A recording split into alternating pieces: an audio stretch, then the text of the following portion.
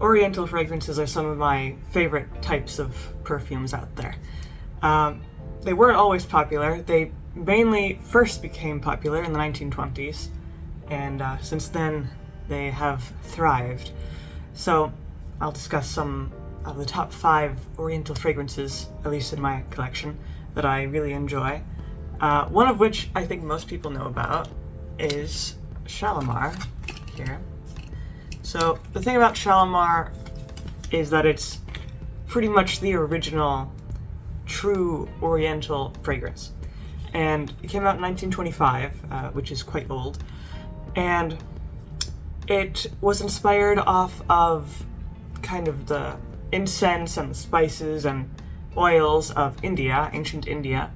And it's produced by Guerlain, which is a French brand, and they wanted this kind of spicy, exotic, yet romantic sort of fragrance, which they achieved with Shalimar.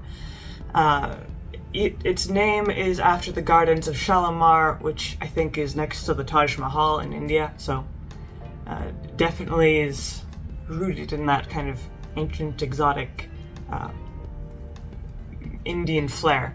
So it mainly has notes of citrus, kind of orange, bergamot, and then it comes in with some floral notes, and then most prominently it has kind of amber in the base notes, wood notes, musk, and lots of incense. I have the eau de parfum, and from what I can discern is those smoky incense notes are the most prominent out of the entire perfume. You first get kind of this burst of citrus, and then it really tones down into this very resinous, smoky fragrance, which I really enjoy. I think it's a very kind of mysterious fragrance, and very luxurious as well. Of course, it is from the luxury brand Guerlain, so it makes sense. And I suppose it's not as popular these days as it was in the past, but I still think it's a very classic fragrance, and it's hard to go wrong with it. And it's really good for those who prefer heavier fragrances, muskier, woodsier, smokier fragrances. This is definitely that. So, in the same vein, there is another one here that I have, Taboo. Taboo is also very old, by Dana. 1932, I believe, is when it came out. And this is similar to Shalimar in the spice factor, not so much in the smokiness or incense factor. There is an incensey nature to Taboo, just not as strong as Shalimar. Taboo mainly focuses on the spices. There's lots of different spices. I believe there's cloves in there, maybe some allspice, maybe nutmeg, and also some floral notes. I want to say, no, there's not licorice in here, but it reminds me of licorice because there's a sort of herbal sharpness thrown in there. It's then kind of mellowed out with amber notes, wood notes, again the incense, spices. So very similar to Shalimar, it's that kind of heavy fragrance. Not for everyone, but those who like musky, heavy fragrances, Taboo would also be a really good choice. It's also much cheaper than Shalimar. It usually is between $15 and maybe $10, like maybe $20, around that range. Definitely not as expensive as Shalimar, but you do get a lot of the same qualities, you know, the same spices and stuff like that. So really nice, spicy, warm fragrance. Also, in the same vein, is Emerald. So the interesting thing about Emerald, which came out in 1921 by Coty, is this is arguably the first rendition of the Oriental perfume, because rumor has it that Shalimar Guerlain was inspired from Emerald to create Shalimar. So Emerald is kind of the original, before the original Shalimar Oriental fragrance, because it has these citrus notes that are then grounded by lots of this kind of woodsy musk, a little bit animalistic sort of aura, I suppose. And it's definitely not as strong as Shalimar. It's actually lighter than both Shalimar and Taboo. It's a clone, so it makes sense that it's lighter. But it does have these, the amber notes are especially prominent in Emerald, and that it gives it a certain warmth that a lot of other types of perfumes don't have. So, and it did come out before Shalimar, so I mean it is pretty much the original Oriental fragrance. And this is also another affordable choice. It's, I don't know, I got mine for $15, so it's around that range most of the time. And still a high quality fragrance. The main downside is that it isn't as strong, as heavy, or as long lasting as these other ones here. But it's still a very classic Oriental perfume. So this next one technically isn't Oriental. I don't think it's classified as Oriental. Youth Do by Estee Lauder.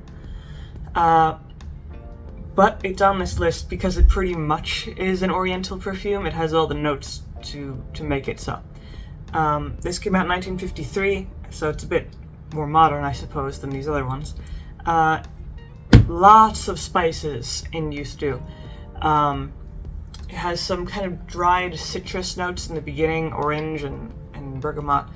And then it goes straight into the spices. You got nutmeg, allspice, cloves, definitely lots of cloves. I don't know if there's cinnamon in it, but definitely cloves.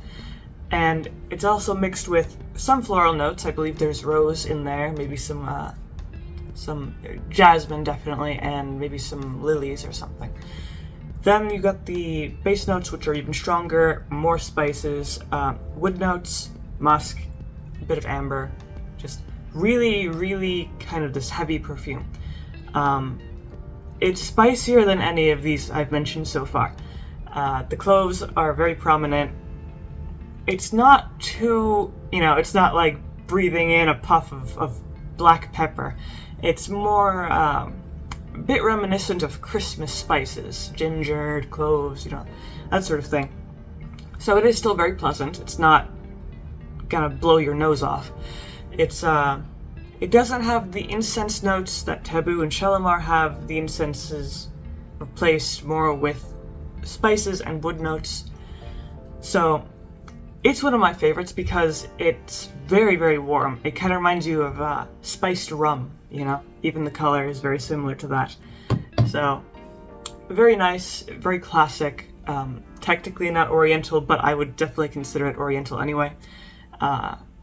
Just because of its aromatic profile, I suppose. And this last one also is not technically considered Oriental. This is very modern compared to these other ones on the list. Dolce & Gabbana The One.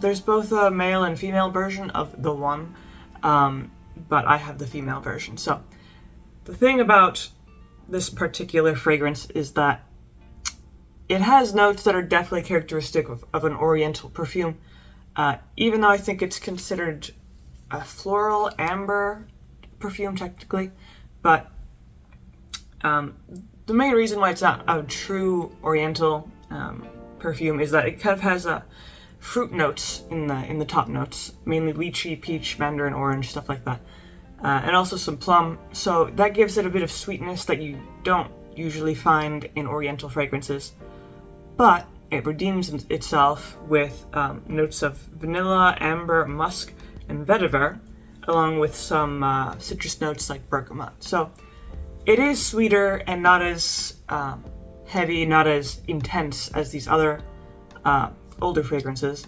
but for a modern take on the whole thing, it does still have, enough Oriental notes to be prominent. And it's also a good choice for those who aren't big on very heavy or intense fragrances. It's lighter because of that sweetness. And you still get plenty of amber, plenty of the wood notes and musk and stuff like that. So this is more of the modern, for the modern people, I suppose. Younger people would probably like The One.